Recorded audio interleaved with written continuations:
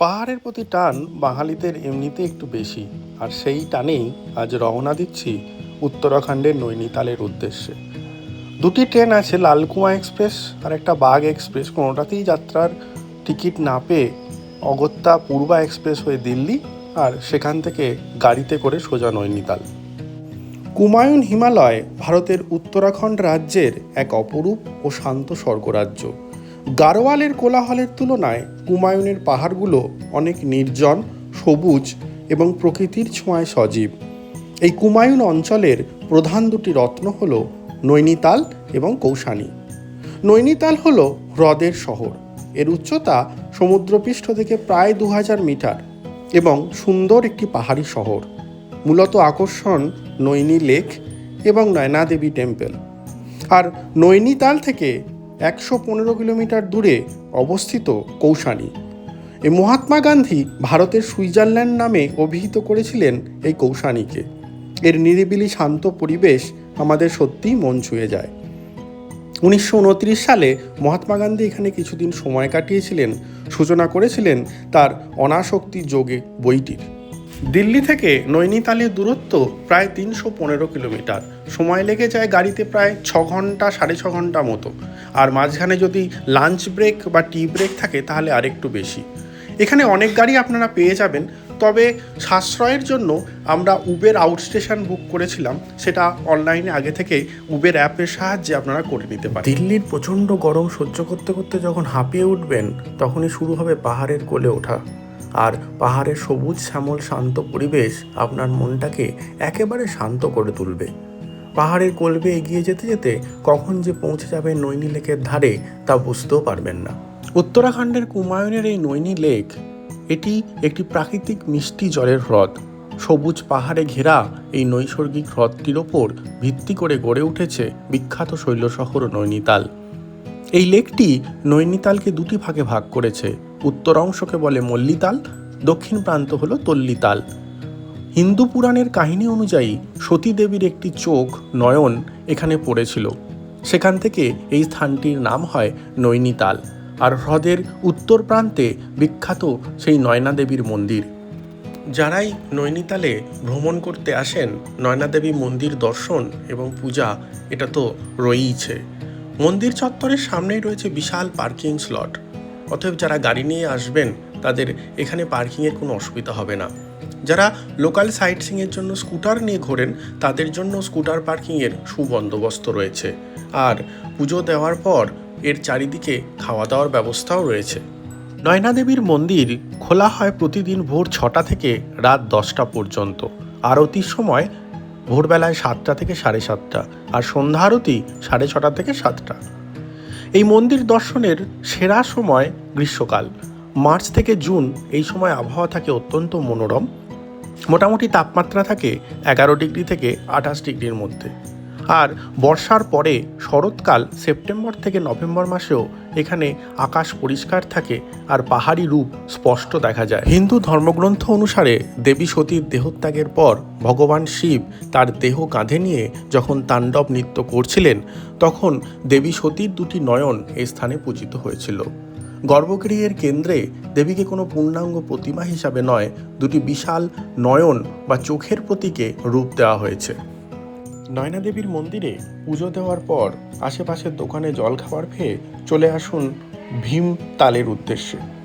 আর এই ভীমতাল হ্রদ কুমায়ুন অঞ্চলের সর্ববৃহৎ একটি হ্রদ। এই হ্রদের তীরে অবস্থিত ভীমেশ্বর মহাদেব মন্দির। মনে করা হয় বনবাসের সময় ভীম নাকি স্বহস্তেই মন্দির নির্মাণ করেছিলেন। আর এই মন্দিরের শান্ত সবুজ পরিবেশ আপনাকে মনোমুগ্ধ করবে। আর হ্রদের এই শান্ত শীতল জলে নৌকা বিহার এক অভূতপূর্ব অভিজ্ঞতা। রয়েছে প্যাডেল বোট, রয়েছে শিপ বোট, রয়েছে কায়াকিং করার সুবন্দোবস্ত। ভীমতালের সুন্দর শান্ত পরিবেশে কিছুক্ষণ বোটিং করে নিতেই পারেন। অপরূপ এই নৈসর্গিক দৃশ্য উপভোগ করতে করতে আস্তে আস্তে এগিয়ে চলুন পরবর্তী ডেস্টিনেশনের দিকে।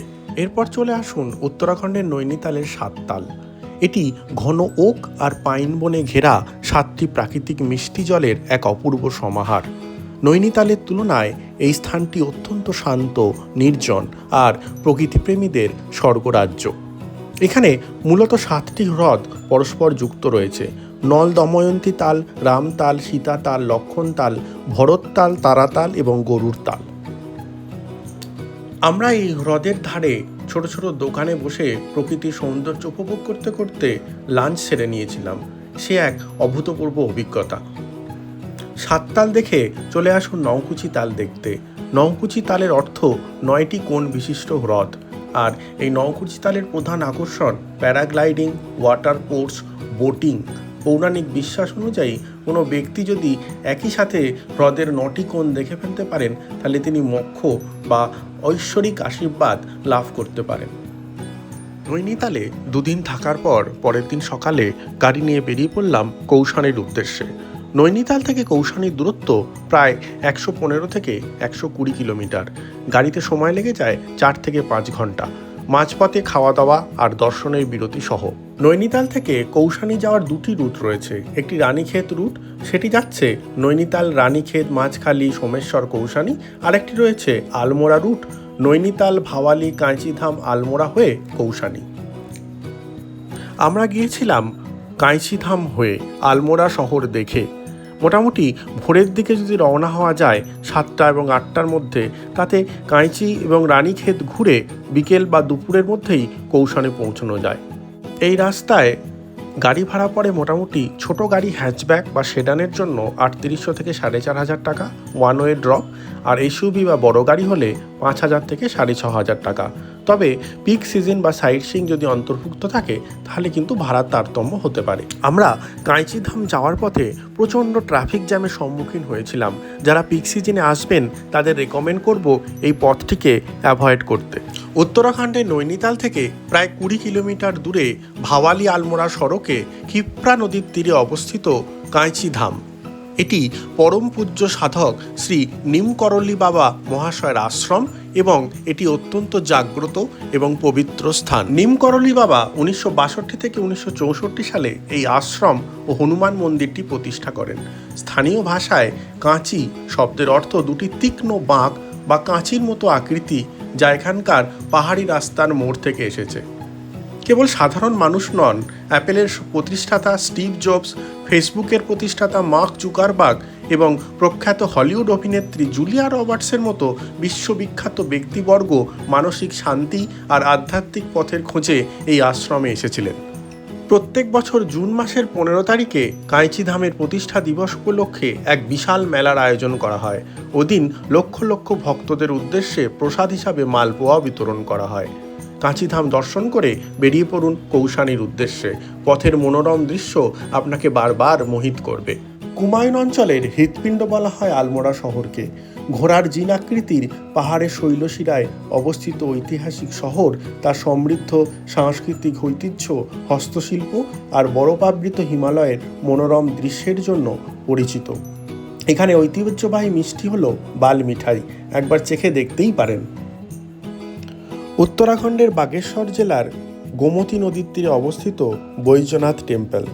এটি হলো কৌতুরী রাজাদের আমলে প্রাচীন এবং অত্যন্ত ঐতিহাসিক একটি মন্দির কমপ্লেক্স। ভগবান শিবকে বৈদ্যনাথ বা বৈদ্যদের ঈশ্বর এই নামে উৎসর্গ করা এই মন্দিরটি অসাধারণ নাগারা স্থাপত্য শৈলীর জন্য বিখ্যাত।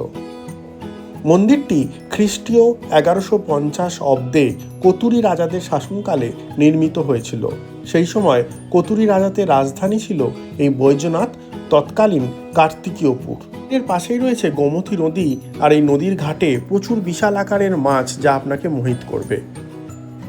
উত্তরাখণ্ডের কৌশানি শহর থেকে প্রায় 5 কিলোমিটার দূরে বৈদ্যনাথ রোডে অবস্থিত কৌশানি চা বাগান এই অঞ্চলের অন্যতম প্রধান ও প্রাকৃতিক বাণিজ্যিক আকর্ষণ। সমুদ্রপৃষ্ঠ থেকে প্রায় 1800 মিটার উচ্চতায় বিস্তৃত এই চা বাগান প্রায় 208 হেক্টর এলাকা জুড়ে ছড়িয়ে আছে। এখানকার উৎপাদিত বিশেষ স্বাদের অর্গানিক চা কেবল ভারতে নয়, জার্মানি, আমেরিকা, ব্রিটেন ও কোরিয়ার মতো বিভিন্ন দেশে রপ্তানি করা হয়। এখানকার গিরিয়াস ব্র্যান্ডের চা বিশেষ জনপ্রিয়।